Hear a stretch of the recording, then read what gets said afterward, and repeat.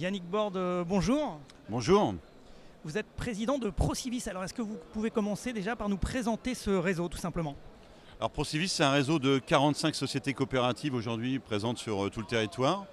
On a trois grands secteurs d'activité. Le premier, c'est qu'on est promoteur-constructeur.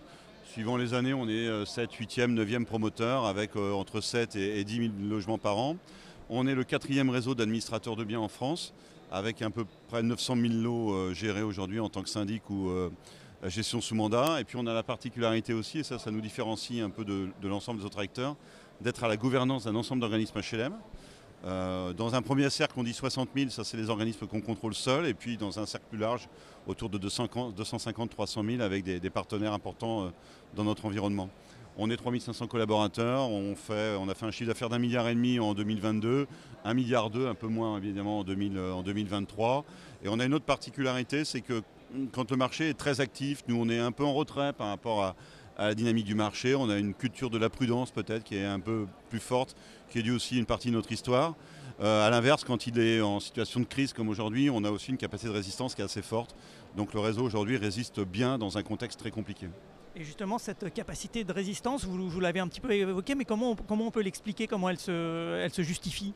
Elle se justifie d'abord par le fait que nous, c'est 45 sociétés. Donc moi, je suis dirigeant aussi d'une de ces sociétés. C'est l'esprit des réseaux coopératifs ou mutualistes où la gouvernance nationale est issue du terrain. Et donc, sur nos territoires, on connaît énormément, nous, les particularités de notre territoire. On s'inscrit dans l'accompagnement des politiques locales. On est très proche des élus pour leurs solutions, pour apporter des solutions en matière de logement. Donc on revendique une assez bonne connaissance des territoires.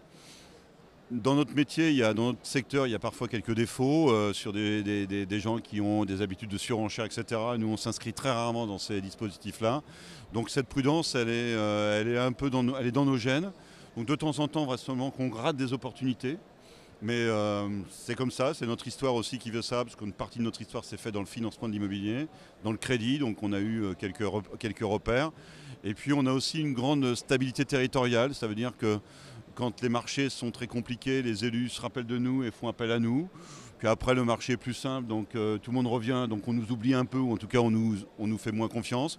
Et puis en ce moment, on nous retrouve encore plus, donc voilà, c'est à la fois plaisant, mais ça fait partie aussi de notre histoire et de nos origines et de notre ADN aujourd'hui. Ce qui figure aussi parmi votre ADN, c'est ce fonctionnement très décentralisé. Est-ce que vous pouvez l'expliquer, le détailler un peu? Ça, c'est le propre des réseaux, c'est-à-dire que nous, on est 45 dirigeants, 45 sociétés, donc 45 dirigeants. Donc la structure politique que moi je représente est issue du réseau. Je suis président, mais je préside un conseil d'administration national qui est composé que de dirigeants du réseau. Et donc effectivement, en tant que président national, c'est pas moi qui vais aller dire à mon collègue de Valence ou de Montpellier là où il doit réaliser l'opération, comment il doit la faire, etc. Par contre, on est dans une stratégie collective partagée. Et après, sur le territoire, c'est vraiment l'ancrage local, la proximité territoriale qui fait la différence et qui est notre particularité. Alors on a beaucoup parlé de la conjoncture, comment vous l'analysez? Est-ce qu'on guette des signes de reprise? Est-ce qu'on va reconstruire des logements neufs en France? Dites-moi un petit peu. Alors il y a plusieurs débuts de réponse. Le premier, c'est que peut-être évoquer une enquête qu'on fait maintenant depuis 2020 à la sortie de confinement avec Harris Interactive, où on interroge, cette année on a interrogé 11 000 Français sur la situation du logement. Première chose qui doit être rassurant, c'est que le désir d'être propriétaire, d'acheter, il est réel. Et on a à un moment donné, certains laissaient penser que les jeunes générations seraient moins attirées par la propriété, etc. C'est absolument pas le cas. Donc il y a ce désir. Le deuxième chose qui est positive aussi, c'est que je pense que toute la filière est d'accord, le besoin de logement, il existe. Et il existe aujourd'hui sur beaucoup plus de territoires qu'on imaginait à une époque, notamment après la crise sanitaire, on a vu les villes moyennes retrouver de l'attractivité. Il y a un autre phénomène qui s'améliore aujourd'hui, c'est la détente des taux d'intérêt. On est monté très vite, la baisse est amorcée, elle baisse moins vite que ça n'a monté, donc ça sera plus lent. Mais c'est quand même un moment où les gens doivent reprendre confiance et on est sur des niveaux de taux qui vont devenir, je pense, dès l'année prochaine, des bons niveaux. Quand on est au-dessous de 3, légèrement au-dessous de 3, voilà, ça reste quand même un coût de l'argent qui est relativement faible. Il y a aujourd'hui une vraie difficulté, c'est comment on relance la construction neuve. Et la construction neuve, elle se heurte à deux écueils. Le premier, c'est que nous, on est mécaniquement sur un cycle long. Donc entre le moment où vous regardez un terrain et le moment où il y a des habitants dessus, si tout se passe bien, il y a 4 à 5 ans. Voilà, donc on est sur un temps long, donc ça il va falloir absorber ce temps long. Et puis il y a un petit sujet sur la construction neuve, c'est qu'on a une grosse difficulté aujourd'hui à baisser les coûts de construction. Mais avec quelques dispositifs, et notamment en ce moment, nous on se bat dans le cadre du projet de loi de finances sur le retour du prêt à taux zéro, sur la construction neuve, sur tous les territoires et sur la maison individuelle. C'est soutenu par la ministre, ça a été retenu par l'Assemblée nationale. Il y a un relatif consensus.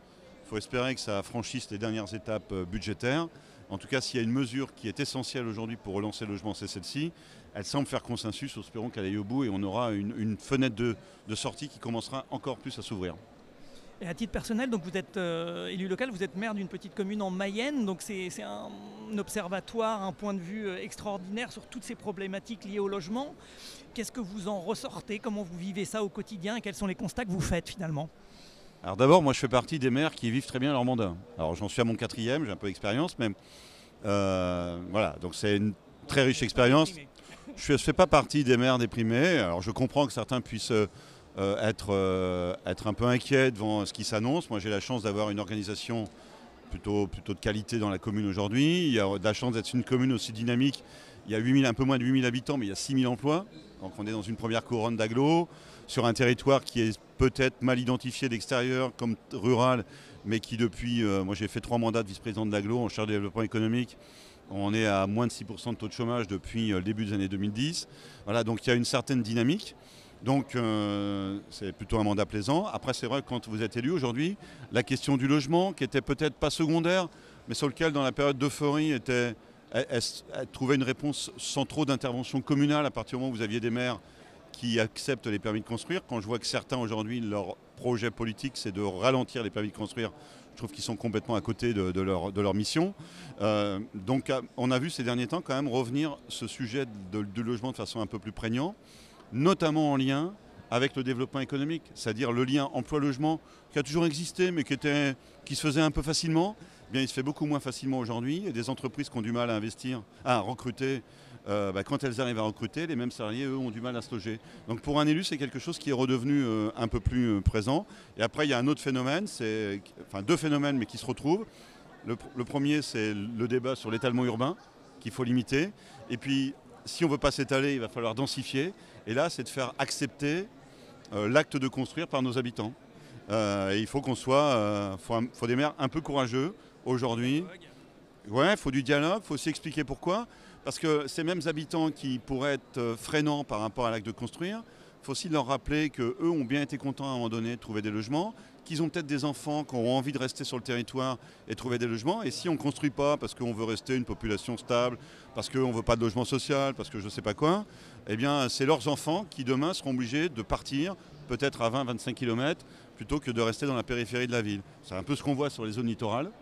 Voilà, donc il faut de la pédagogie, expliquer et puis faire en sorte que le projet urbain des villes fonctionne bien. Derrière tout ça, en fin de compte, il se pose une question, c'est est-ce que dans ce pays, on a encore un projet d'aménagement du territoire? C'est peut-être ça qui manque réellement. Une planification. Planification, aménagement du territoire. Nous, on se bat sur les questions de zonage qui nous semblent être des choses un peu archaïques. On préférerait travailler sur de la programmation différente. Mais c'est vrai je prends un autre exemple, quand on annonce sur le secteur de Dunkerque les méga factories de batteries qui pourraient créer 16 000 emplois et qu'on dit il y en a la moitié qui serait de la reconversion d'emplois existants. Donc là, on peut dire que les gens sont logés, donc il n'y a pas de sujet. Et que l'autre moitié, c'est de l'arrivée de population. Comment on fait? Comment on les transporte? Comment on les loge? Et comment on éduque aussi, dans les écoles, etc. Et cette question du logement, surtout sa problématique, c'est qu'on est sur des temps qui sont extrêmement longs. Donc ça nécessite des anticipations, ça nécessite du courage, ça nécessite des politiques qui soient puissantes.